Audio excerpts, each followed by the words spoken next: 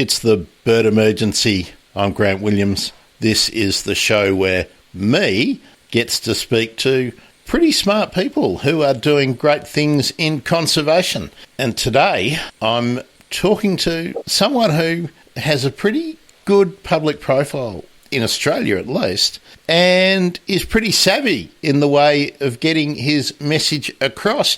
It's also, let me note, someone with a really cool Twitter handle too. Those of you who are regular viewers or listeners will know that I love a good Twitter handle.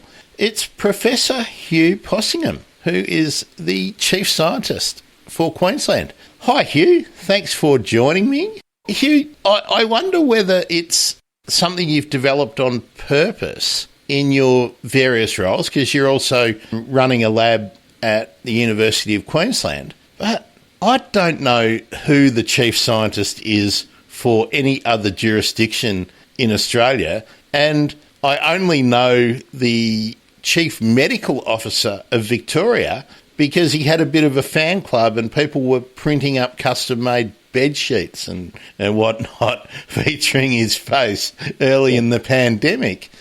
Have you always been good at getting out there and being public and communicating the work you do? I don't think I'm very good at it, but I'm certainly not frightened of doing it. And I see that as a role of a university academic. In fact, the role of any scientist. If you do some science in the forest and you never communicate it or write it down, did the science even happen? So it's our job, I think, to communicate, isn't it? And why programs like yours are so important. I think you're tooting my trumpet a bit too much, Hugh. I wouldn't say that. I would never attach important. That's right. So I'm trying to get on your good side. Can I ask about the role of the Chief Scientist to government? Is that a new kind of thing? Actually, I do remember that Professor Chubb was the Chief Scientist for Australia. Yes. And the reason I know that was in a former life, I was actually on the panel that interviewed him for the top job at VCAH, University of Melbourne. But I think his next post was the Chief Scientist of Australia. So what's your role as Chief Scientist, and is it a new phenomenon? It's moderately new. Most states have a Chief Scientist, and the federal government's Chief Scientist is Cathy Foley, who was formerly at CSIRO, and you're right, Ian Chubb was the Chief Scientist. I think in this state, Premier Peter Beattie created the Chief Scientist role, and that was a guy called Professor Peter Andrews. And eventually, after that was Jeff Garrett, who was a former head of CSIRO. Yeah, most states have them. Their positions can be variable from state to state in terms of how much influence and power and connectivity they have. It's becoming an increasingly popular thing. In Queensland, I get quite well-resourced in the sense I have 10 staff. I answer to the Premier and all the ministers, and I particularly answer to the Science Minister, to Megan Scanlon.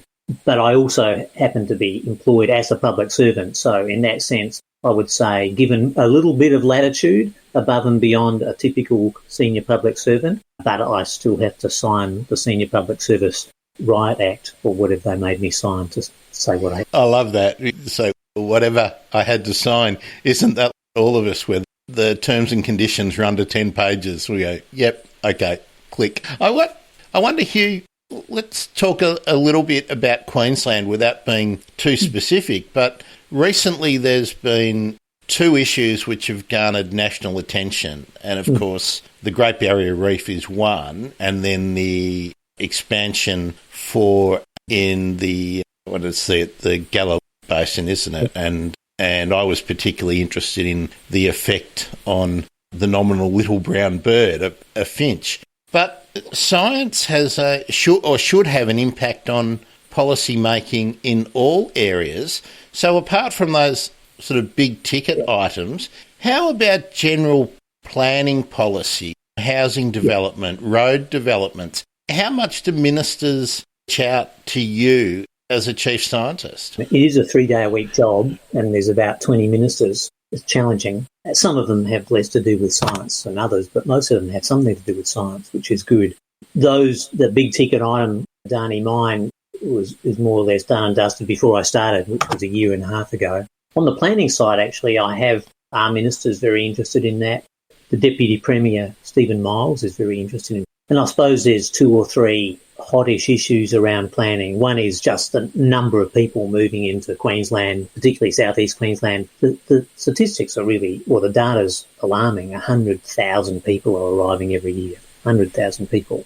So the pressure on the system in terms of basically providing housing and infrastructure for those people is enormous. So Brisbane is growing rapidly. In fact, if it keeps going like this, I think we get to pass Melbourne sometime 2060. I'm not sure whether that'll happen. So there's a lot of biodiversity in the southeast of Queensland and all along the coast. So it's not just Brisbane, but it's other rural centres. Koalas are a flashpoint for that, particularly. You would have just seen recently the federal government promising several $100 million for koalas. Koalas just got uplisted to endangered for both New South Wales and Queensland. And in this state, many people down south may not know, elections have been won and lost on koala policy. So actually I am working very closely at the moment with the state government at multiple levels, trying to improve the planning process. My one-liner on that is, you can argue all you like about the finite nature of resources on the planet, whether they're fossil fuels or lithium or soil. But one thing I do know is the surface area of the planet is fixed. Therefore, what you decide to do with every hectare of soil, I think, is really important. For example, just ignoring biodiversity and birds for a while, 4.2% of Queensland is called high-value agricultural land. That is the land which can deal with intensive cropping and produce a lot of food in a small area. And we've sometimes put solar panels on that. We've often put houses on top of that. And that's very frustrating, I think, from a planning perspective, let alone doing the same thing on the last known habitat of threatened species or where there's important koala habitat. So we're really working hard, I hope, to come up with better integrated planning solutions that more logically decide what is the best use for a piece of dirt. And I think many people in Australia have always thought, oh, this is huge, this is a continent, it's the size of Europe, it's the size of the continental United States, why do we have to worry about planning? The bits that are very useful for things like agriculture and people to live in and a lot of biodiversity are actually quite restricted, and there is intense competition over that land. Apart from working at the Queensland government, you've also had a role at the Threatened Species Recovery Hub. So what I'm always interested in, probably bore the pants off people with this, but that intersection between policy, development, the advice that ministers receive, the bodies that are set up to deliver that advice, they all give great opportunities for announcements and beautiful websites with pictures of furry animals and people with bush hats and whatnot doing things. But how often is your advice taken on board and acted on? And in fact, for a minister that seeks your advice, and I think those two, obviously the state body is, or the state position is a bit different, but the Threatened Species Recovery Hub was set up to drive policy and determine what research was needed for threatened species. Is there any, what's the word I'm looking for, obligation for a minister to act on the advice, to follow your advice?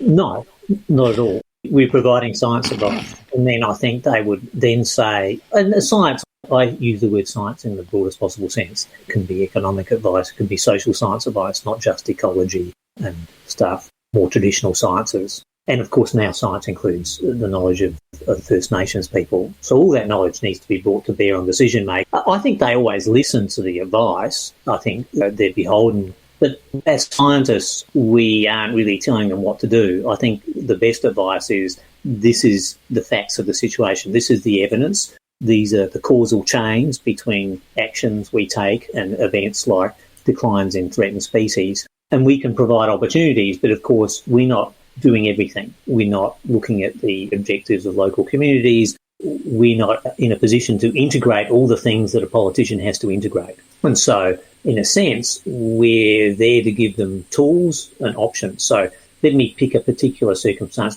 which was extremely contentious when I was asked, and this is 1997, to look at the problem of overpopulations of koalas on Kangaroo Island. And at that point, a guy had put some koalas on Kangaroo Island in the 1920s, the professor of zoology actually, because he was concerned that koalas were going extinct on the mainland, so incredibly prescient for 100 years ago. And he put them down in Kangaroo Island because he saw a Noah's Ark. This was a professor of zoology at Adelaide University. He saw Kangaroo Island like a Noah's Ark. So, in fact, they put some brush turkeys there, which wasn't possibly so prescient because they're doing quite well.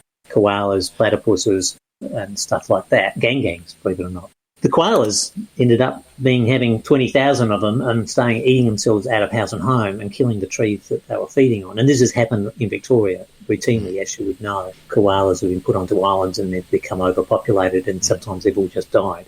So we ran that committee. So we gave the minister a lot of options, and we went through a structured decision-making process, which is what I built a lot of my career on, using multi-criteria decision analysis and cost-effectiveness to say, here are your management options for koalas on Kangaroo Island. Here are some objectives that you want to achieve. For example, you want to do whatever you do, minimising stress to koalas. So there's animal welfare objectives. There's environmental objectives. We don't want the ecosystem to collapse.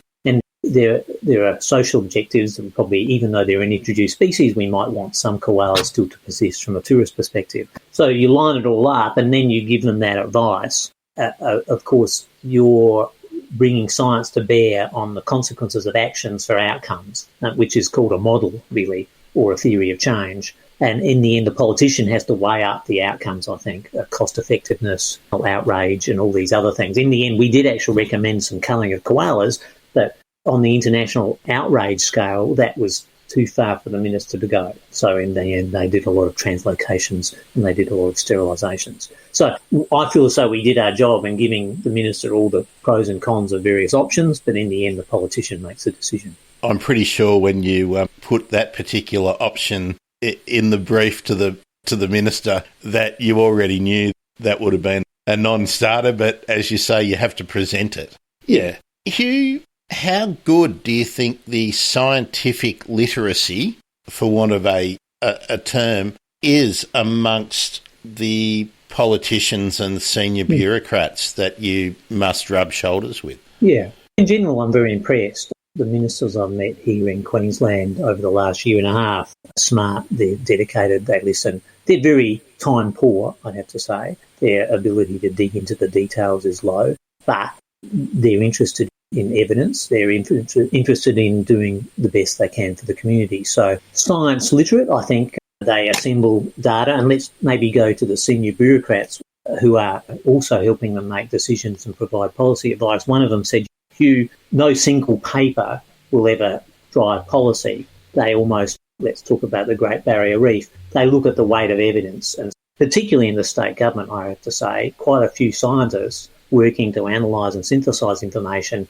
and bring policy advice to bear to the politicians to make decisions. Where the chief scientist often gets called in is, for example, we've just been working on the management of crocodiles in Queensland, so we had an independent committee review the way the department was managing crocodiles now and into the future, and that report, I think, will soon be released. So in that sense, the chief scientist, I think, has a capacity to provide a group of people, independent experts, to look at a particular problem and give that left field advice, particularly when it's a very contentious. Do you think that the literacy in science, environmentalism, conservation imperatives is increasing amongst the community that also influence the decisions that politicians make?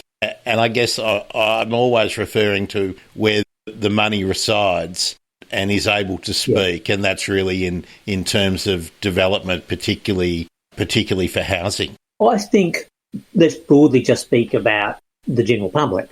Does the general public know that we are in an extinction crisis? I would say probably not as much as you or I would hope. So I live in a suburban street in Brisbane, and we have street parties and Christmas parties, and it doesn't often happen. They know I'm the chief scientist. Sometimes they think that means I'm just involved in education. They don't realise I'm connecting through to policy and decision-making because they think of science as something you do at school. So there's always these misconceptions about what even science is. Not often, it's not uncommon for people to say to me, is biodiversity really in trouble? I go down to the park here in leafy Sherwood in southwest Brisbane and I see a lot of birds. And I see water dragons and I can see koalas still in some parts of Brisbane. Aren't things okay? It looks as though there's a lot of life out there. And I do then refer to them to things like the Threatened Species Index, which we created from that Threatened Species Recovery Hub that you mentioned. When I formed that, one of our first tasks was to say there's no point having to spend $30 million on research on threatened species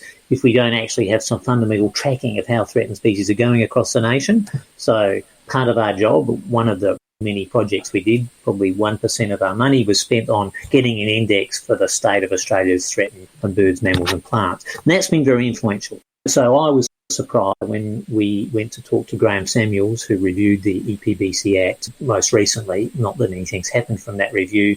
He reviewed the Act, and one of the first questions he was, like my neighbours, and these are all highly educated, intelligent people who are well connected to the media, is there really a problem, Hugh? Extinctions happen, but there's always extinctions. And we say, to be honest, the extinction rate in Australia is probably 1,000 times the normal background rate. And then we had assembled this data and we could show Graham Samuels, and I can show my neighbours, showing that the abundance of threatened birds in Australia has dropped by about 60 or 70% over the last 20 or 30 years. And that's quite dramatic. We basically lose bird abundance across the board at roughly 1 or 2% a year. And for the threatened birds, it's probably more like 2%. And for the common bush birds, it's probably more like 1%. Of course, some birds, as you know, are going up and some birds are going down. But on average, there is an enormous decline of abundance, and we're pushing more and more species towards extinction. And the data is unequivocal, and it is dramatic. Imagine if your superannuation went down 1% if all your investments disappeared at 1 or 2% every year, you'd be quite cranky. Or your expected lifespan was disappearing at 1 or 2% every year, you'd be also quite cranky. That's one of the reasons, Hugh, why I get so ranty sometimes, because I think we've identified the problems, but if there was as you said, a negative increase, a decline in anything that was financial or economic, there would be outrage. Just take you back a little bit down memory lane. The Threatened Species Recovery Hub that you mentioned, and obviously you were part of the development of that, is that something that government drove the process of the formation, or did it come from people outside like yourself, Hugh? Well, Greg Hunt played a big role in that, and he called for applications for a Threatened Species Recovery Hub. So literally that was his personal passion. And as Environment Minister, and some of the Environment Ministers beforehand, like Senator Robert Hill, who created the Environmental Protection and Biodiversity Conservation Act, there are politicians who have a passion for conservation, and Greg Hunt had a passion for threatened species, and that's why he wanted us to put in a bid for that research hub, which we did, and he actually came to us and asked us to look into that possibility. So that was great. It was great to have the support, and when we won through the competitive process, it was great to have the support of the minister, because that's what they wanted to do. And the process of what research we did was a co-development process along with the federal government department. That said, I would say we all love co-development. We all believe, or co-design in terms of research programs. It is interesting, having ran 3 national environmental research centres in a row from about 2006 all the way until I went to the Nature Conservancy in 2016. So this is 3 major national centres. Exactly what the federal government wanted, we paid a lot of attention to, and we did some things they wanted.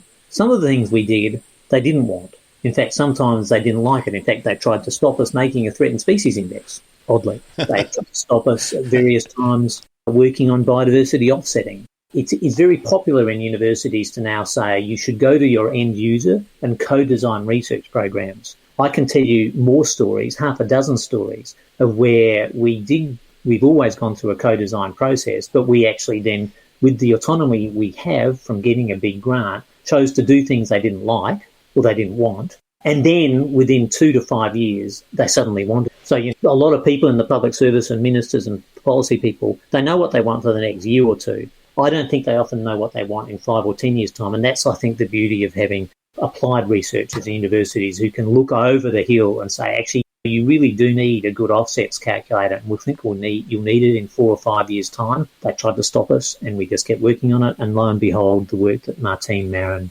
Megan Evans and I and others did on the offset calculator now is embedded in the EPBC Act. That work, which when they wanted it in 6 months' time, we've been working on for 5 years. That's maybe an answer that makes me a little bit embarrassed here, because I've been really critical of the succession of environment ministers that we've had in the country, but perhaps my list of worst 5 environment ministers, which I think have been in succession, perhaps I need to excise Greg from that list. I grew up very close to where Greg Hunt grew up, and there's not a good track record down there with the family. So I've always had, obviously, a bias in that. But they're heavily constrained. When you get into cabinet, and cabinet's confidential, they're one minister amongst many, and I think they can often have their heart in the right place, but it's a bung fight. And let's be very frank about where Australia's prosperity has gone in the last 20 or 30 years. We are a filthy rich country,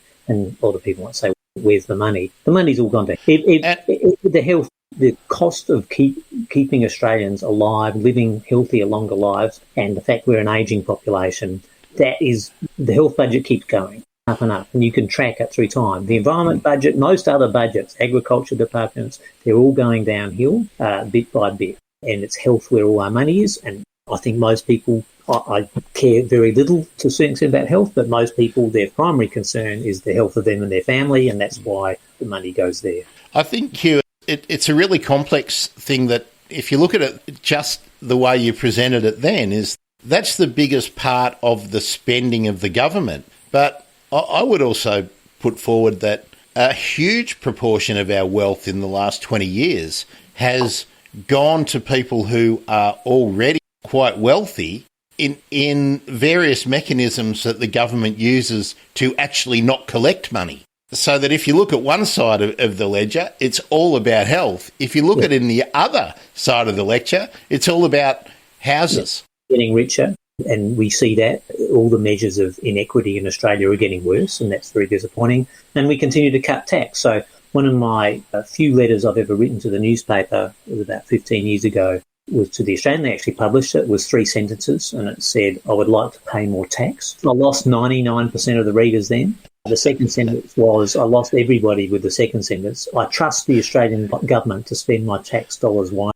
You probably didn't need the words after, I trust the Australian government, because by then everyone was laughing. And then I value the goods and services they provide, which is health, environment, and so forth. So bottom line is, I think the biggest, to exactly your point, we have had, it doesn't really matter which political party you care about, but for the last 20 or 30 years, we've been reducing the size of government, we've been reducing the size of public services, and we're trying to get the tax rate lower and lower because we've bought into the Reagan-Thatcher trickle-down model. The Reagan-Thatcher trickle-down model doesn't work, and we know that, and the inequities we're creating are bad for people, but they're also very bad for the environment. And I hate to say it, so I think I don't blame the individual environment ministers across Australia. I think generally want to do the best thing they can do, but the resources they have to hand are very limited. The power they have to hand is small. And in some senses, the role of government in being the primary agency to save Australia's species continues to go down.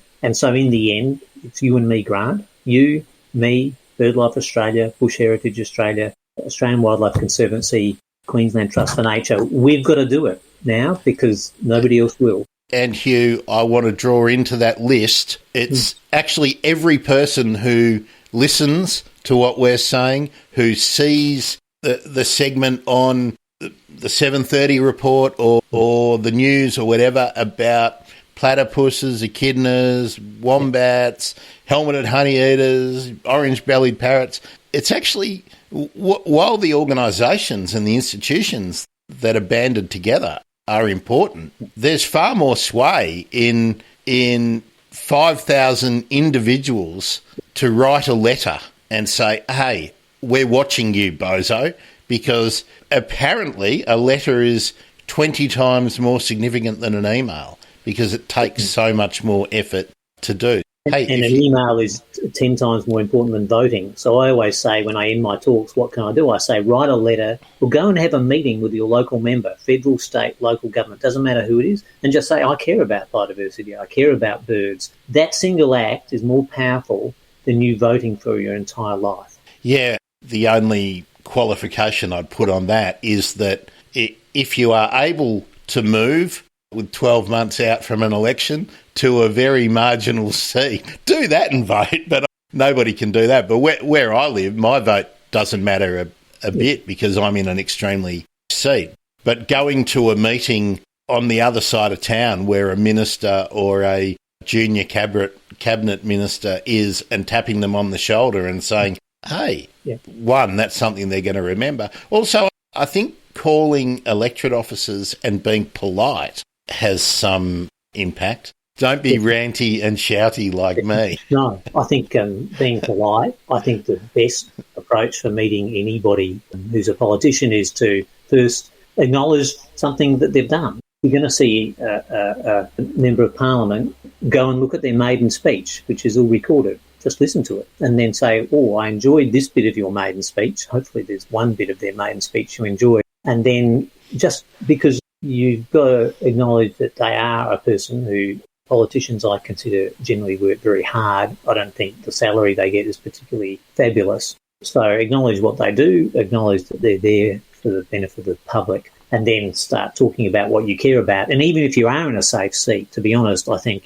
they just need to know that the number of people who care about nature continues to go up in this country. It's getting bigger and bigger. And in fact, companies and industry and the public are starting to drive the agenda. And government, to be honest, because their resources are so low, because they keep cutting their tax base, maybe it's us in industry who are going to start driving the agenda. Is it the big companies? When I was working for the Nature Conservancy, we had Amazon, we had Microsoft, we had the Norwegian Sovereign Wealth Fund. We were in conversations with all of them about biodiversity conservation, and they are all determined not just to be net carbon positive by 2030 or 2040, well before any government. They want to be net biodiversity positive now. I don't know if you want to comment on this, Hugh, but that's one of the big problems I see in this policy area is that governments are actually outsourcing decisions that should be being taken by an informed public service advising a minister who is responsible to the people. Foundations and whatnot, even though I'm not trying to be disparaging about this, but I don't actually want them driving the policy agenda. I want them influencing it, but I don't want them driving it, and I certainly don't want them to be the primary funding source to protect national assets. But I think we've made it very easy for that to occur. So, who's that? Somebody's delivering something. I'll just be 1 second. No worries, mate. I'll keep rambling. If anybody's got something they'd like to perhaps put in, you can always ask me on Twitter at Bird Emergency, and there's Hugh's fantastic Twitter handle on the screen too, at Huge Possum. We're always good at hearing those kind of inputs. Yeah, I wonder, that was your South Korean BBC moment. Remember that when the toddler came in on the live interview? That was really. I wonder if you've got a thought about that, about how I'm not sure there's a plan for governments to outsource the responsibility and the funding, but that it's quite convenient and it's just happening bit by bit. Have you got a view on that? It is happening bit by bit, and there's no doubt about it. Legislation and regulations do a certain amount, and mate, you and I would probably hope they would do a bit more. So that's the role of government. Even going back to Senator Robert Hill, and he created that Environmental Protection and Biodiversity Conservation Act. He had us look at market-based instruments for conserving nature. He created the NHT and the natural resource management bodies. And many of those activities were to try and get the business of biodiversity, the business of nature conservation, to be more a business, which generated a flow of some income, and to try and wean that activity out of the hands of government. And I'm not particularly a fan of that, but that's what's been happening for the last 20 years. They're hoping that philanthropy will step in, they're hoping that industry will step in, and they're hoping that you and I will step up, and we do. They said every time we step up, then their responsibilities are less. So if we're doing all the work ourselves, we could argue philosophically about the pros and cons of that. To be honest, Grant, it's just happening. And I sit there and I've seen it happening for 30 years, so I just say, I'm living with that. I'm going to work within the constraints I've got because I can't change global politics. Yeah, well, My problem with it, Hugh, and I appreciate it if you don't want to comment on this, but in an Australian sense, my problem with it is if you're relying on foundations, if they're not the large private vanity foundations, then what you've got is that it's a handful of people who are generally from fairly similar backgrounds and, shall we say, social status or whatnot, then making the decisions, and they're responsible to nobody. But I certainly don't want Andrew Forrest and his foundation to be a major funder of conservation, because in a lot of cases his personal and professional interests in some cases won't align at all with some of the conservation imperatives. So if we're allowing our public policy to drift in that way simply because it means taxes don't have to go up, and I'm cynical enough to think that's exactly what it is. If there's going to be a giveaway, they'd rather give it to people who are struggling to buy a house than to give it to somebody who's got to drive 15,000 k's a year doing a survey for an unknown species of. I mean, do you have a view on that? Is it dangerous? Yeah. I think it's dangerous and potentially very damaging for what we're trying to achieve. It's a good question. So I would say I sit on the fence. In a sense, the experiment's already happened. It's happened in the United States. So the organisation I worked for as chief scientist in the United States was the Nature Conservancy. In terms of finances, it's the biggest environmental NGO in the world. It's bigger than WWF at a global scale, or roughly the same size. And most of it is funded through philanthropy. So we're talking about large donors by people who, again, are quite privileged and they've amassed a lot of wealth, and their primary concern is climate change and biodiversity and ecosystem services, and also other sustainable development goals like equity and looking after people.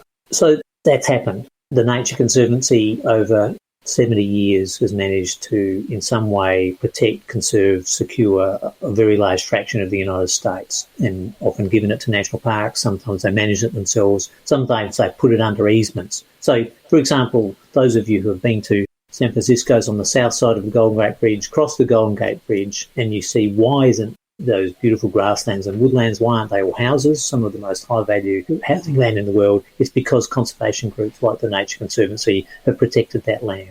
So we already have a model, whether you like it or not. US conservation is largely driven by the private sector, more so than the public sector. And they're a very strange and different country from anything else in the rest of the planet. They have as much biodiversity as us, but they have an economy that's 20 or 30 times bigger. And they have recovered threatened species. They've recovered 30 or 40 or 50 threatened species over a period of time when Australia's recovered almost nothing. So that said, they have a huge economy. Yeah, the problem with, or one of the problems with that model is that the sort of popular, the icon species then get the attention and attract the funding, and perhaps even, I don't know, but perhaps even they're the species that people then want to do the research on because they are familiar with them, and that's probably a subconscious bias. Yeah. But it's not. I don't think it's any worse than where we are at the moment. The federal government just handed $500 million to koalas.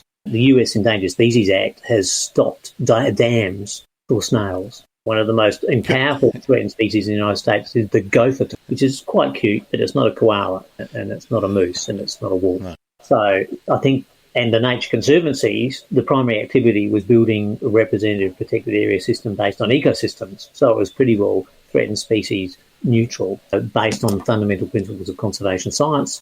I was the chief scientist, but we had 450 scientists driving that agenda, many ways more scientists than a government would have, and we work closely with universities. So I'm not sure, I understand your lament. We do often spend too much money on iconic species. Is that I think governments fall into that trap just as much as big corporations and private individuals. Actually, that's interesting language there, Hugh, because I don't for a second lament any of the money that is spent on those iconic species. I lament that an equivalent amount of money isn't being found to be spent on the non-iconic species. It's that it's that issue where it's easy for a minister to announce something to save something that everybody's heard about, but people aren't heading out to a press conference about, I don't know, the eastern bristlebird. And so, look, it's not a point of contention. I think, as you said,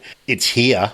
We just have to deal with it and find a way perhaps to make the levels of funding and the awareness in the public sphere where the pressure builds to apply to more species. Yeah, and I see my theory of change in this space is I think bird watching, say, is growing enormously. Regularly survey Oxley Creek Common, which is a bit of degraded land in the middle of the suburbs, and I've got 350 eBird lists there, and I have been counting there systematically every month since 2004. But I also count bird watchers, and when I first went there in 2004, on average I would see half a bird watcher, which wasn't a very short bird watcher, one bird watcher every second. Every 2 visits. That's right. Now, like last survey, I'm there for 140 minutes on my bicycle. I think I had 12. And interestingly, 7 had cameras and 5 had binoculars.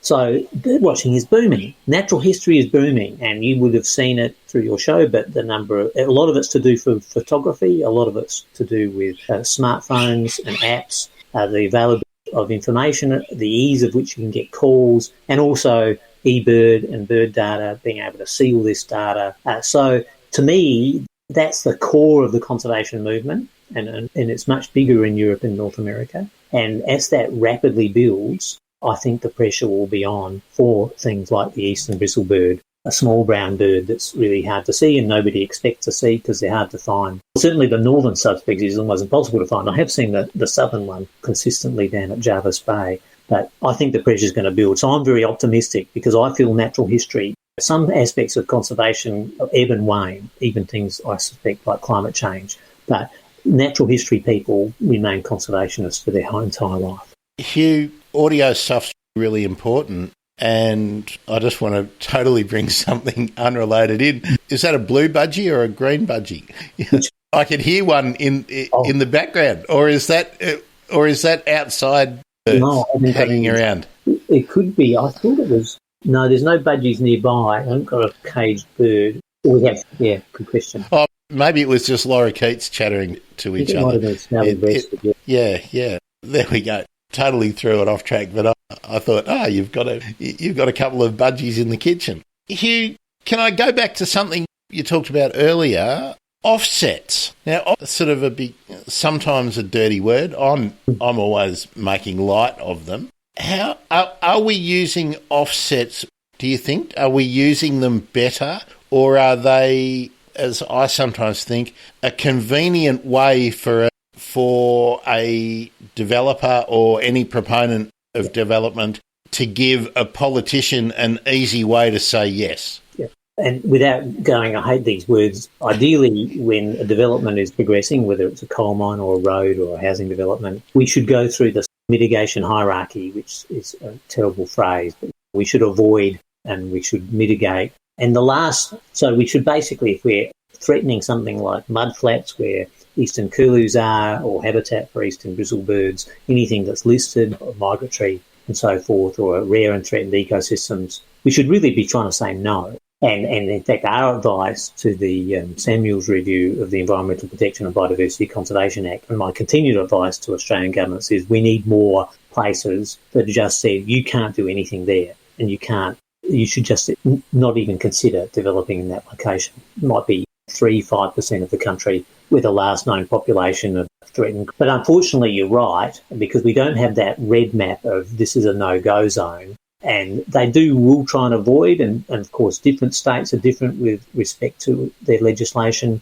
The federal government's different to the states. But eventually it can be sometimes a bit too easy for them to say, well, we do have to knock down this 5 hectares of casuarinas, and oh yes, I realise that lossy black cockatoos live in that 5 hectares, but I can't see any way around it. So we'll try and restore some habitat somewhere else. It used to be just protect habitat somewhere else. Now you actually have to ideally restore habitat somewhere else.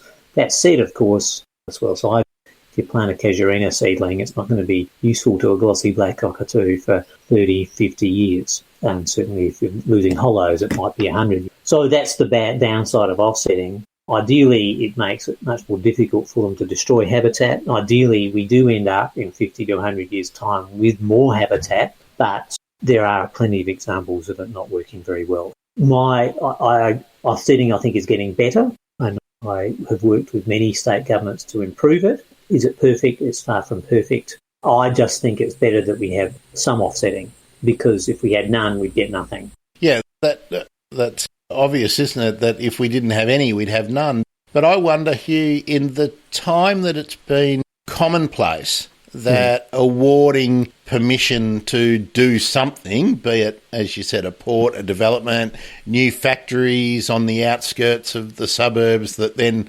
rapidly become the centre of a new suburban zone, are we getting better at utilising offsets? Because my fear is that in 15 years' time, we'll have all of these offsets that have been planted with whatever has been available and perhaps poorly maintained, but they're not contiguous. So if you've got these zones or parcels of land that are supposed to be wildlife reserves and they're not contiguous, in a way, they're just a problem area that become costly to maintain. So are we learning? Are we getting better at it? So the work we're doing here in Queensland and some of the work, Martine Marin, who is here at University of Queensland, is one of the world's leading experts on offsets and also Australia's president. We're actually, and my background is in spatial planning and protected area design. We're really trying to bring offsets and protected area design together so that we do create more spatially cohesive offsets that where you get the bigger bang for your buck because they're part of corridors, they're targeting threatened ecosystems, they're well connected to existing habitat. So that's where the planning and the offsetting should really happen. So we have a vision, and we tried to do some of this in Western Melbourne, Cumberland Plains, Port Peel in Perth, so various cities, whereby the offset should ideally be even better located than the habitat that was just. If you're destroying some isolated habitat, you would be restoring habitat and improving habitat that was in a better location from a spatial perspective and similar habitat for similar threatened species. So then you're actually ideally doing the zoning that local governments do at the same time as looking for sites that are future offset sites that will be part of corridors and part of larger protected area systems. So that, I'm not going to say that's perfect, but these are the conversations we routinely have in these regional expansion areas. Yeah, that's really encouraging, because in a perfect world, if you were wanting to resume really high value habitat for development in one area, the offset would have to be the equivalent or better habitat. My concern, having worked for companies that are providing services to new developments and whatnot and involved in some of the planning, is that the maintenance budget's wholly insignificant. If a development is a 3-year, maybe 5-year, maybe 7 or 10-year development, that's how long the maintenance is planned for. And then after that, it goes back to the public purse, which means to do it means you have to cut back somewhere else. And that just doesn't happen. It just goes unnoticed. The time frames are problematic. And one of the best papers I think we wrote, and this was led by Sarah Beckersey at RMIT, and I think my sole contribution to this was come up with the title of the paper, where I suggested that the biodiversity bank should be a savings bank, not a lending bank. So at the moment, to your point, we take from nature, we take 5 hectares of beautiful grassland or grassy woodland, we destroy it, and then we promise to pay back. And of course, that payback time is 30, 50, in some cases with old growth forests with large hollows, it might be 200 years. And who's going to guarantee we pay that back?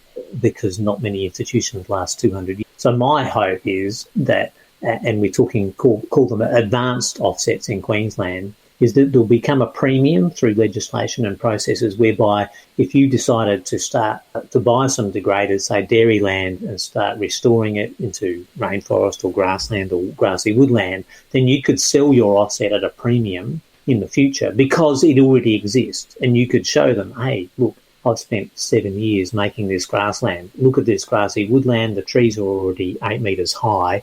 I'm on the way and it's well managed. So we're actually doing advanced offsetting, and that would not completely stop the problems you're talking about, but would give me more comfort that something was going to happen. That raises, I knew this would happen here, that we'd end up having a conversation that ranged off in all sorts of areas, and we wouldn't get to the thing you really want to talk to, but we will get to that in a minute. But just mentioning sort of the value of trees of a certain age, and we're not consistent with that, because if we can value horticultural specimens, I'm thinking of in Melbourne, we have these fantastic lemon-scented gums in Kew and Camberwell that are maybe 70 years old, so you can't quite cuddle them. But if they're valued as an urban horticultural specimen, they have astronomical values.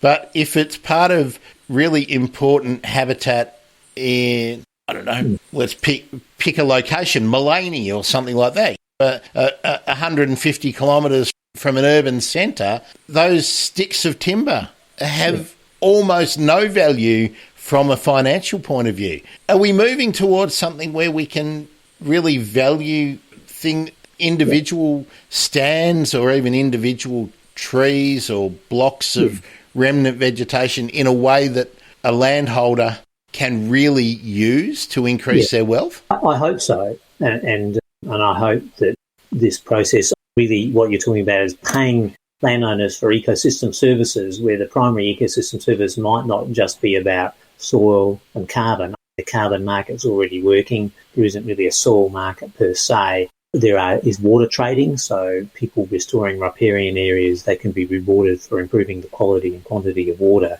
and reducing flash. So all those things can happen. Can we get the biodiversity market to pay for that? I'm very optimistic, and I'm optimistic because of what I said before about many big companies and big organisations saying they won't just be carbon neutral by 2030, but they'll be biodiversity neutral or biodiversity positive by 2030.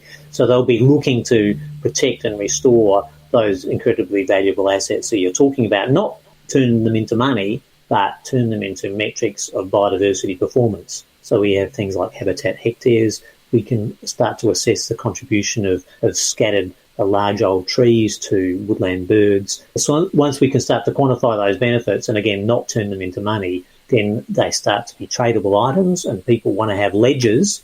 Western or BHP or Chevron might want to be able to prove, hey, look, we have done some damage here and there, but we've done these investments for nature over here. Our net impact on biodiversity is positive. And I think in 5 years' time, many companies will want to have auditable books. So to your point of old trees, my favourite birdwatching part of the world is still the southeast of South Australia, west of the Wimmera from the Victorian perspective. And that area has very little vegetation left. The remnants are well protected, so there's no large-scale land clearing going on, but we have these huge eucalyptus, river red gums, blue gums, manna gums scattered out in paddocks, and they're all slowly dying. Can we protect them? Can we get those farmers? Can we pay them to maintain those open grassy woodland systems? And they will have some productivity in them. And can we get that going? And can we make it financially profitable from them? Because I just don't want to go down to the southeast or the Wimmera and just see, okay, 12% is in park and that's good bush. Yeah.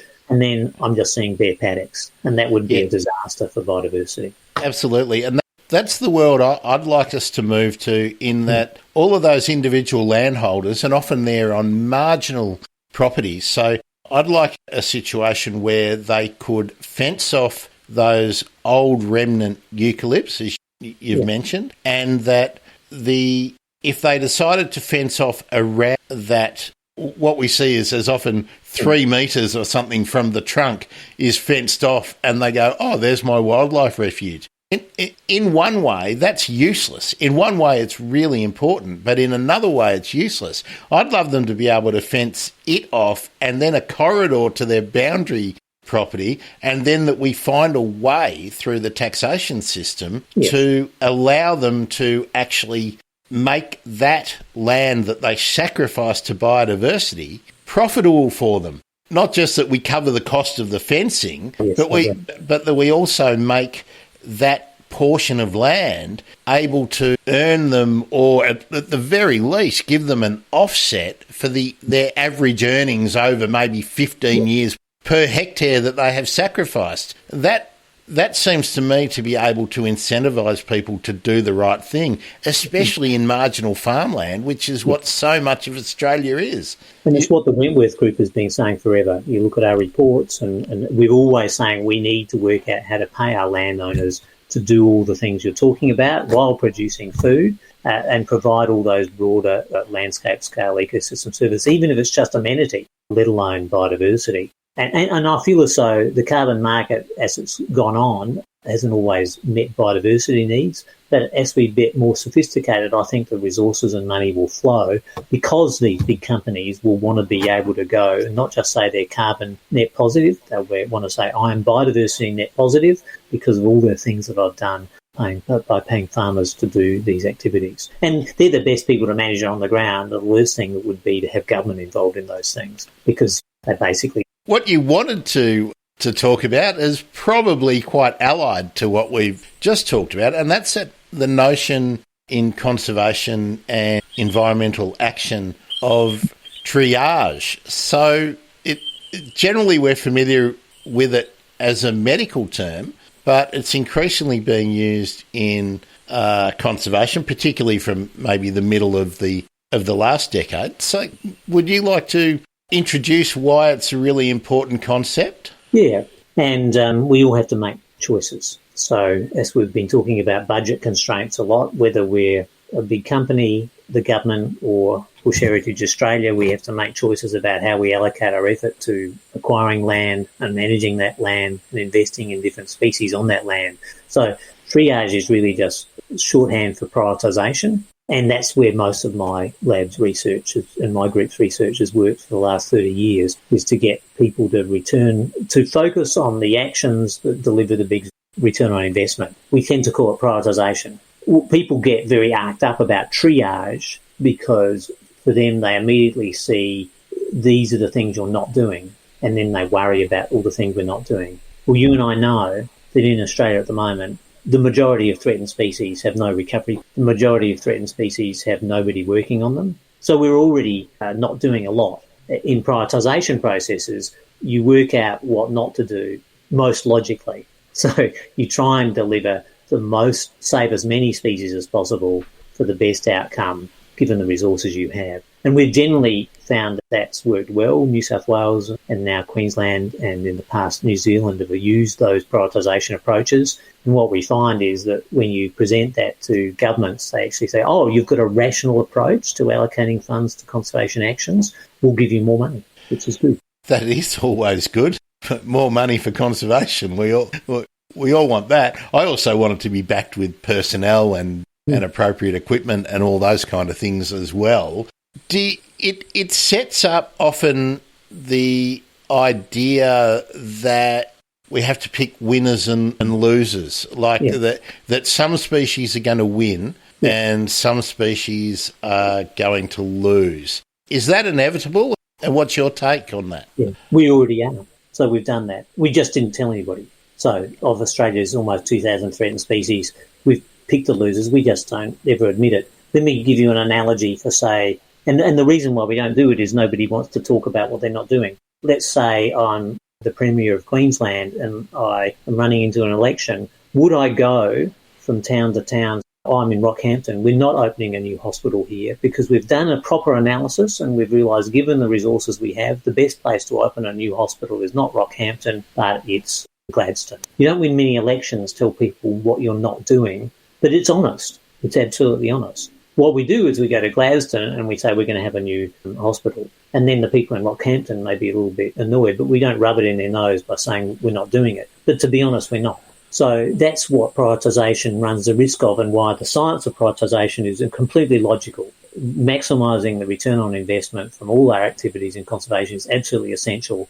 The trouble is it creates transparency, which I love, but some parts of society struggle with transparency because transparency actually tells people not just what you are doing, but what you're not doing. So bottom line, we're already triaging things. We're triaging more things, but if we use a prioritisation approach, we triage less. It's a bit like the Ellen Show approach, or the you get a pony, you get a pony, you get a pony, you get a pony. There's a lot of that in politics, but the resources just aren't there for us to be able to do that in conservation, and certainly not. They're not building hospitals in every town that needs one, or in every new suburb that needs one. So they improve and expand, like the Children's Hospital or the Women's Hospital, for instance, and say, we'll give you a train track to get there. What are we doing really well in this part of policy making and resource allocation for, let's talk about birds specifically, Hugh. Yeah. What are we doing really well? And let's focus on Queensland because you're there. Yeah, I think, Queensland is about to adopt a prioritisation approach, more or less taking it from New South Wales, which is something that we set up several years ago, the Save Our Species approach. So I think that the New South Wales approach to prioritising allocation to threatened species has been very successful. They've just got another round of funding. Again, it's never as much as they would like. In Queensland, we are coming up with some more rational planning, which I hope will liberate some more funding for threatened species, particularly the things we were talking about before, the lesser-known threatened species. And, I always, of course, will favour birds, but to be honest, the most underfunded threatened species in Australia are generally plants. Queensland has myrtle rust. Myrtle rust is an introduced fungus rust that is potentially going to wipe out maybe 20 or 30 rainforest trees, Myrtaceae, across eastern Australia, which would be arguably the biggest mass extinction of tree species Australia's ever seen, by far. Yeah, I'm arguing this is a no-brainer, and the cost of potentially saving those species, and of course with plants, you can include volunteers, you can include community groups, you can grow them in nurseries, people can do active stuff. Bird stuff and mammal stuff can get a little bit more tricky because there's captive breeding, there's licences, there's a whole heap of other things. But the community, I think the low-hanging fruit in a lot of Australia is threatened plant work done by communities. So we're heading in that direction, I hope, over the next couple of years. And also working with the natural resource management bodies who do a lot of the on-ground work around habitats. So yes, I think there's some interesting, exciting opportunities. That said, we also know through a paper written by Brendan Wintle, who took over from me as the Threatened Species Recovery Hub research director, if we really wanted to stabilise Australia's species loss, we need $1 billion a year. And maybe we're spending across the states and the federal government maybe $150 million a year. So we have a massive shortfall. We need to increase our threatened species funding 5 to 10-fold to secure our species and get to a situation like the United States. So the question is, can we ever convince the Australian people that this is a high priority relative to other activities? Let's go back to that in just a minute. But you mentioned the Saving Our Species program in New South Wales, which I was a huge fan of when I found out about it. And it was being run by Matt Keane, who's now the Treasurer of New South Wales. But not long after I did an interview about Saving Our Species, they had 20% of their funding taken away. So in one hand, it looked great that they've got this 10-year guaranteed funding. Then you take 20% of it away. Well, putting things in perspective, when we first set it up, they got an extra $100 million. So using return on investment thinking, and I spoke to the Director General and I spoke to the Minister, worked with the department, we leveraged out another $100 million.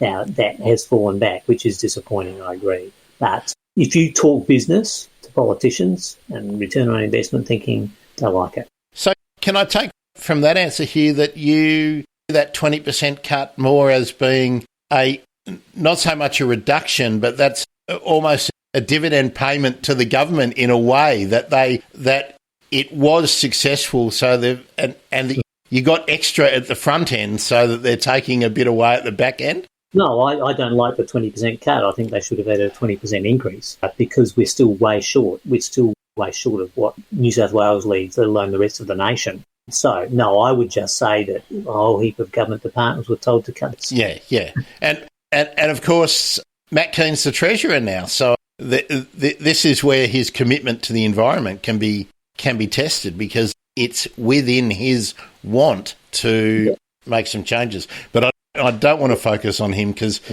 if we can have him as a champion, that's much better than having him as somebody that we're always bashing. But that was something that was really disappointing personally to me. But Hugh, $1 billion a year. Do you think we are perhaps in maybe a couple of election cycles ever likely to see that kind of money allocated to environmental causes or to conservation generally?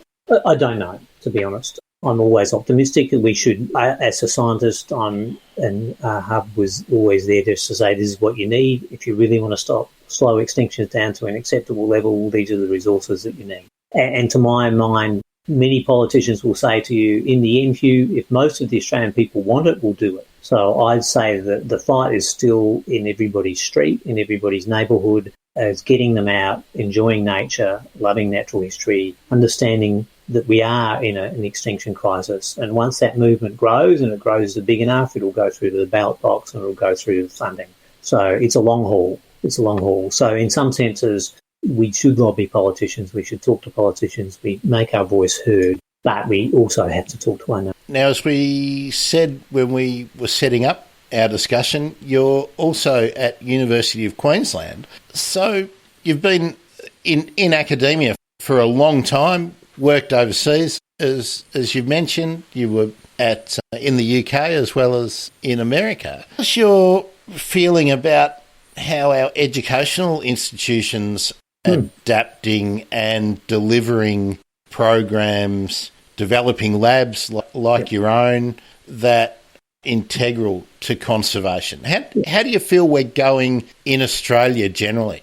Yeah, the universities across the board have had a time in the last couple of years since COVID, so they all have major funding shortfalls. So ignoring that, I see two or three things happening. One is that there's no doubt about it, Australia is the world-leading conservation science country on the planet. And that you can see that through various metrics. For example, let's say climate change or broader environmental science. Australia has 32 of the top 300 climate scientists in the world, 11%.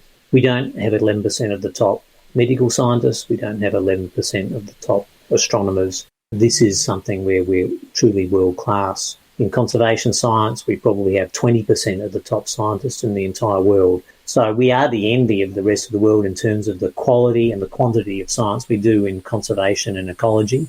We're also, I think, in many cases, unashamedly applied. When I first started doing applied work 30 years ago, many of my colleagues in biology departments would be poo-pooing stuff. They would be saying, if you're a good scientist, you're a pure scientist, and you study why there's 3 hairs on the left-hand side of a Drosophila's back leg. And I said, no, actually, I think science for me is a mission outcome-driven process. And now, however, that's not questioned. It's not embarrassing to be an applied ecologist or a conservation scientist in a university. Conservation science has gone in leaps and bounds forward, and the students are voting with their feet. They all want to do conservation courses. They're the most popular courses. The number of people who want to do a PhD in conservation and have real impact is growing enormously, and people coming from overseas in vast quantities. So I, in the last 30 years, have supervised, as a primary supervisor, almost 90 PhD students, 60 postdocs, 70 honours students. So this is 200 people, and half of them are from overseas, who want to come to us to have an impact through their research. I wasn't aware of how significant those numbers were, Hugh, but you've made me feel an awful lot better about my applied science qualification, because I got it at the time where it was poo-pooed and laughed at, particularly in the area I got it in as well, but that's a whole different question. Hugh, before we tackle the extremely difficult bird emergency standard questions, can I perhaps ask you to talk about what you think in your time in policy development have been the greatest successes or the most significant developments that have been? For me, 2 successes all around the mid-2000s. It was one, we wrote the Brigalow Declaration. Wrote that declaration. Was based on a letter that I wrote to Peter Beattie and John Howard about the urgent need to stop land clearing, because land clearing was wiping out biodiversity, causing soil loss, potentially causing salinity, enormous greenhouse gas emissions. So we wrote that in 2004, and within a year, Peter Beattie waived the letter I wrote, called the Bigelow Declaration, that 470 scientists had signed, and said we're going to stop land clearing. And he did an enormous amount. He and Anna Bligh, for a period of time, brought land clearing down from over 500,000 hectares a year to 50,000 hectares a year, which is equivalent in a climate change perspective as taking half all the cars in Australia off the road. Half all the cars off the road. And of course, in terms of saving habitat, maybe 2 or 3 million hectares of habitat was saved. It's a small European country. So sometimes science does speak to politics, and sometimes it arrives at the right time, and there's politicians who want to make a difference with the science. And at that point in time, it is interesting that in later conversations I discovered that they genuinely didn't know how bad land clearing was for the economy of the nation and for biodiversity and for soil and water. We continue to fight that fight, and I'll make no bones about the fact that Campbell Newman reversed all those laws and since gone a little bit backwards, and we'll fight that fight again. So that's one where, science change had a major impact on biodiversity and climate change in Australia. The second one was getting the rezoning of the Great Barrier Reef to happen, and that was a very science-based process led by the Great Barrier Reef Marine Parks Authority, but also they used our software, our spatial planning software, to build the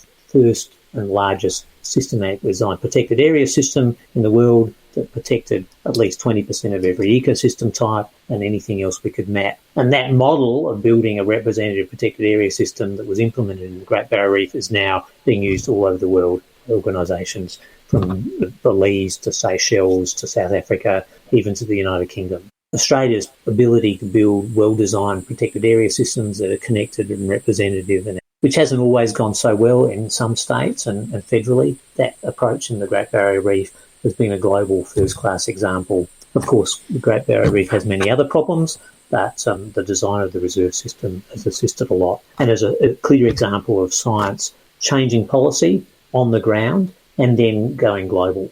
That's a pretty huge and significant body of work that you've got behind you, Hugh. But I wonder if in the future you'll be as well known as the guy who started, because you are, of course, the co-originator of Bird a Minute. Bird a Minute, that could be what I hope to be famous for, yes. I don't really care whether anybody remembers me from tomorrow or certainly after my death. I'm more happy that something that we did has had such global impact and delivered outcomes on the ground. But yeah, Bird a Minute, that's my retirement plan, which I don't know if you want to explain Bird a Minute, or shall I explain Bird a Minute? We've talked to Jeremy about it, and he credits you and a couple of good bottles of red wine, I think, for the inspiration. But hey, it's your baby, so why don't you tell everyone what Bird a Minute is and why it's so much fun? Yeah, we came up because when I was at Adelaide University, it was 25 years, I was trying to convince my maths, I was there in the maths department, to do more bird watching. Mathematicians love quantifying things, so we started recording how many birds we would see in different periods of time. And then I said, well, let's turn this into a competition. And I happen to be unavoidably, anybody who knows me, obsessively competitive, overly competitive. I'll play chess with a 3-year-old and try and beat them as ruthlessly as possible. Not a pleasant sight. But how do you make bird watching competitive? Let's see how long you can go where you're seeing at least one species of bird per minute. So, in fact, my last effort was at Oxley Creek Common, where I think I got to 54. So you get to a nice spot, you're overlooking a wetland, you'll see maybe 6 or 7 birds in the first minute, and then 3 or 4. Of course, things start drying up because you're running out of birds. And then I think, as Jeremy would have said, it's an interesting problem where the more you travel, and we can only do it on foot, so you've got to run around, but the more you run, the less you hear and see to different places and habitats, until the point at which at 55 minutes I'd only seen 54 birds. So my score was 54 birds. Yeah, it's amazing how difficult it is to get a big number. It's really dependent. I really only regularly bird my local patch, and it's pretty hard to get over 20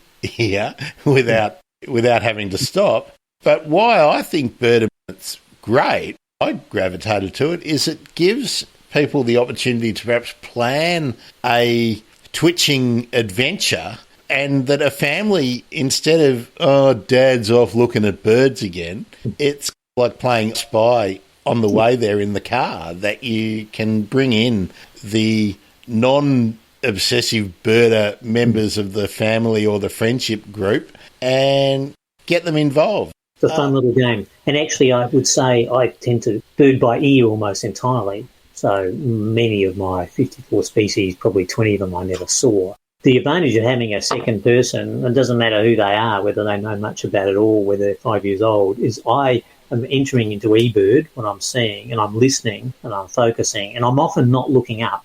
And I miss flyovers, particularly birds. So there's benefit to the extra set of eyes wherever you are, because you can never look at, you can hear your whole surroundings, you can't see your whole surroundings. It's good that we've got to bird watching eventually, Hugh. So let's tackle the bird emergency questions. When you're out in a new patch, what's your field guide of choice? Let's talk about, and then when you've been overseas, what did you use? I don't use field guides at all, really, anymore. I don't carry anything when I bird watch, so I don't even carry water. I just bird watch, binoculars and my smartphone. If anything, the only thing that I won't know is occasionally I'll hear a call and I won't be completely sure, and then I would have called up either Stuart or Morecambe to just check a call. That maybe only happens once every 2 or 3 bird watching trips. Overseas, of course,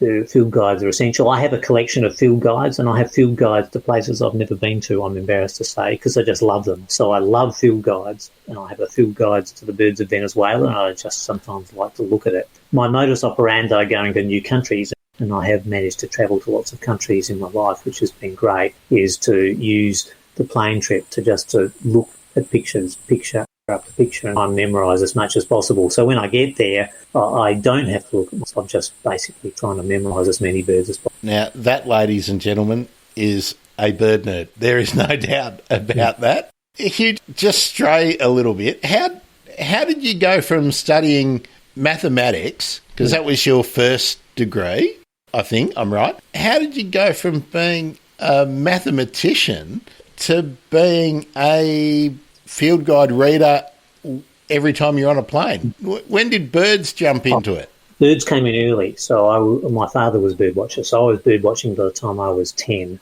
For the first year or two, I found it a bit annoying because my father would be out in the desert and I was 8 or 9 and it's hot. And then he wanted to bird watch, so he'd leave me under a bush and say, I had a pack of plastic toy soldiers. So I'd sit under the acacia and my toy soldiers would fight the ants, and 2 hours later my father would come. And he found me every time. So that worked well. But after a while, the allure of fighting ants with soldiers, you never win. The ants always win.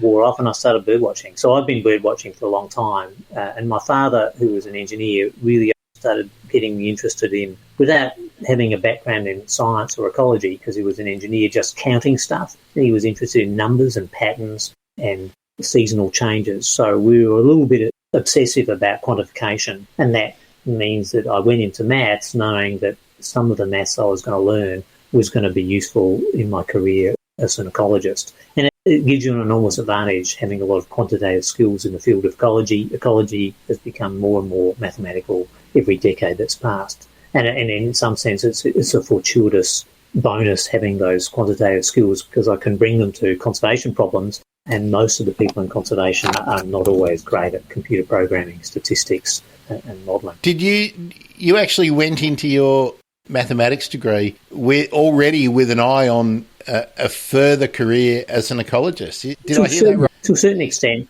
I was trying to do a mixture of zoology and maths. The zoology department where I was at Adelaide University didn't impress me very much, and I had fights with them, so I ended up doing biochemistry. That was a useful set of skills as well, but it meant you had to sit in a lab. But in maths, it's all a bit more, computers were much more pleasant than sitting in labs watching centrifuges go round and round in circles. So it was partly intent, but certainly in the end, by the time I finished my undergraduate degree, I could see a pathway. And this is very early, and the overlap of maths and ecology was still in its early phases. One of the great mentors and leaders in this field is Robert May, who died just a year ago. He was probably Australia's most famous scientist, and he was one of the great founders of mathematical ecology. He ended up being the president of the Royal Society in England, ended up being the chief science advisor to the British government for several years, and I suppose was one of these people that transformed the way ecology and conservation work because he brought all these quantitative tools to bear, and that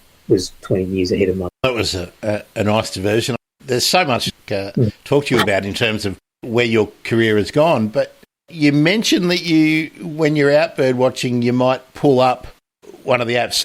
So does that mean when you're out, you've always got the phone with you so that you can... I'm always collecting data. So in fact, sometimes I'm collecting both. I'll do 20-minute 2-hectare counts for bird data, and then I'll be doing an eBird list for the whole site. And then, yes, so I've always got my iPhone. Yeah. So that's the clear answer about what's your essential piece of kit when you're out and about, because you're birding with your ears. What's your bucket list location to be able to go birding, Hugh? Have you got somewhere that you wish you could go? I really do just love birding in my local patches. And I'm going back now to the southeast of South Australia, redoing bird transects my father and I did in 1981.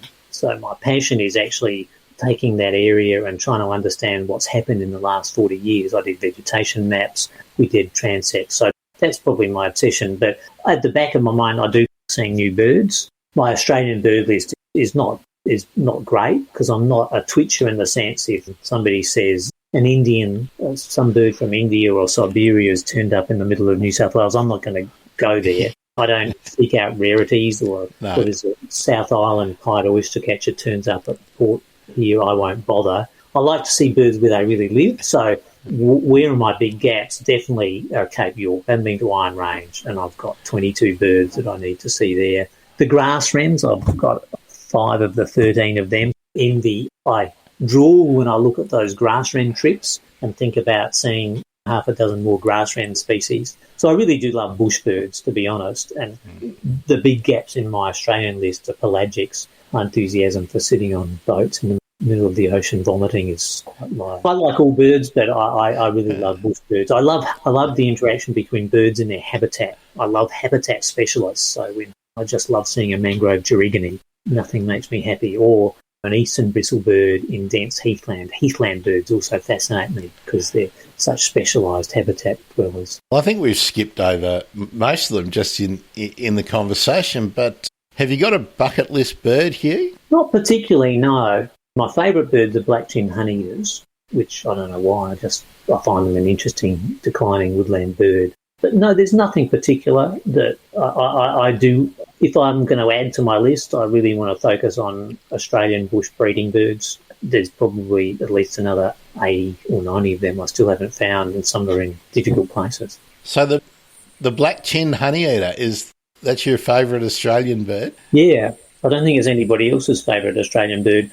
They're almost extinct in South Australia. They're really struggling. Maybe 100 in the Adelaide Hills. There might be 100 down in the southeast. Where we had a house at Victor Harbour when I was growing up, we had quite a good group there, and I just love their call. And I love that blue mark above the eye is quite a special thing. It's tiny and small, but to me it's really beautiful. I was lamenting, I think, the other day when I spoke with Rowan Clark about the obvious decline in the areas that I go to with the white-naped honeyeater, which, of course, is a close relative to the black-chinned. Let's just speculate. Do you think that entire group is... There's a bit on the bottom of the pecking order. I'm sure you've had some noisy minor discussions on this program several times. Australian honeyeaters are so aggressive, and it's unusual because you don't see so much aggression in any other communities of birds anywhere else in the world. And it doesn't always noisy minors. It can be friar birds, but the mellothreps are really at the bottom of the pecking order in general, aren't they?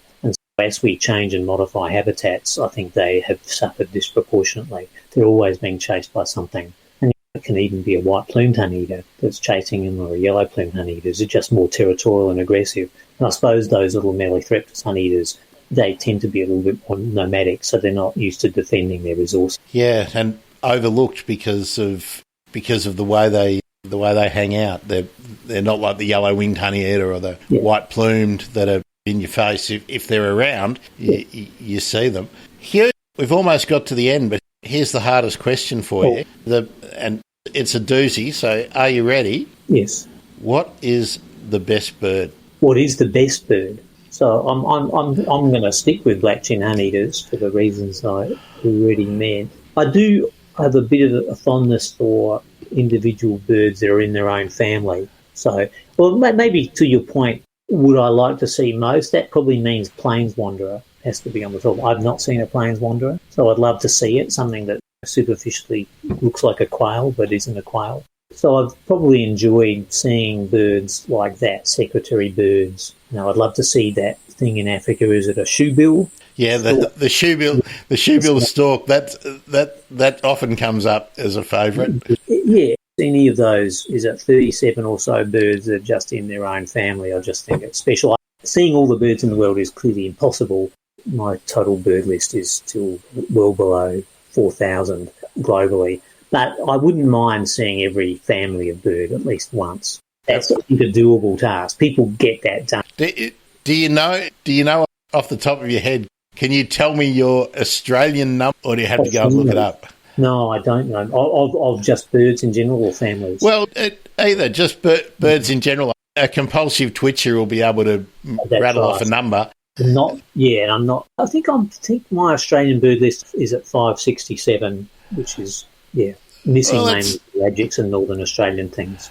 That's pretty hefty. And your worldwide list, you've broken 4,000. No, I haven't. I haven't broken 4,000. I think it's around 3,200, 3,300. It's a bit tricky because I have old lists in old bird books that I haven't entered into eBird. And, of course, it's hard to match them all up because, let's say great egret. There was once one great egret everywhere, right. An eastern great egret and western great egret. And then, so you can't just take your European bird book and say 450 and add it to your North American bird book because of all the taxonomy changes. So my retirement task will be to get on top of my list. But if I was a proper twitcher, I would know the answer to this question. Yes, the geneticists will never let us settle on a number of how many birds there are, and that's one of the great delights of being involved in birding is that you never actually know the absolute answer to anything, I don't think. And it's just exciting sometimes to see how much we still have to learn. We would have thought we'd sorted all these bird things out, new insights. And, of course, new insights into their breeding biology, their behaviour. So bird ecology is going to be a fascinating topic in Australia for decades. Yep. Just one last thing here before we call it quits for this episode is how hopeful are you that the well-known critically endangered bird species in Australia, how confident are you that we'll be able to retain most of them, or are we inevitably going to lose a lot of the birds that we're focusing on at the moment in the next 20 years? Yeah, I'm a bit worried. I'm worried about, I'm trying to think of just giving advice to Queensland recently about what have we lost in Queensland recently. It looks as though the southern starfinch, including a subspecies nobody's seen since 1995, that's probably gone. It's not less extinct yet, but it's hard to imagine us finding it. Then there's things like buff-breasted button quail, which we're struggling to find again, and even if we do find it, the numbers will be small, and the management for a species like that is going to be quite challenging, isn't it? It's in relatively remote areas. I think there's an urgent need for active intervention on a number of these bird species, and something like, well, let's say we do find it and we find enough of it. What are we going to do about it? Is it grazing management? We're talking about 20 years of hard work, much like the hard work that was done on golden-shouldered parrots and things like that. And even now, they're not out of the woods. I would hope that we're not going to see any more bird extinctions in my lifetime, but I wouldn't rule it out. Hugh, hopefully that comes to pass, that we hang on to all of them. Appreciate you taking the time, and I really want to congratulate you and your team, because all of those examples that you talked about have actually had a pretty good amount of coverage in the mainstream press. So that means that your team and yourself are effectively getting the message out. So that's great. If only we could get that amount of coverage for everybody's work and everybody's projects, and that it was dinner conversation for all the households around the country instead of, oh no, what's Kanye West said this week? Who's Kanye West? Yeah. Don't you wish that was the way it was? Everyone would go, who? What?